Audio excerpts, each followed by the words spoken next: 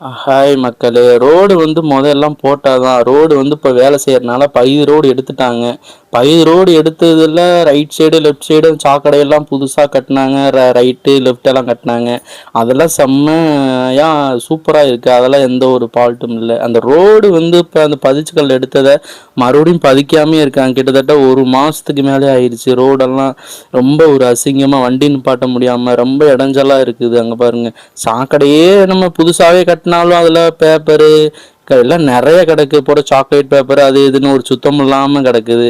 எப்போ எல்லாம் வராங்கன்னே தெரியல. இருந்தாலும் ஏகப்பட்டது சாப்பாடு ஏகப்பட்டது என்னென்னமோ வருது. அந்த ரோடு ஜல்லி கொட்டினு கூட இன்னும் எல்லாமே இருக்காங்க பாருங்க. பெரியகுளத்தில் பட்டாளம்மன் கோவில் தெரு சென்சார் தெருவில் அந்த ரோடு போடாமே கிடக்கு பாருங்க. லாஸ்ட் எண்டு வரையுமே போடாமே கிடக்கு பாருங்க. எவ்வளோ மண் இருக்கு பாருங்க, எவ்வளோ குப்பை கிடக்கு.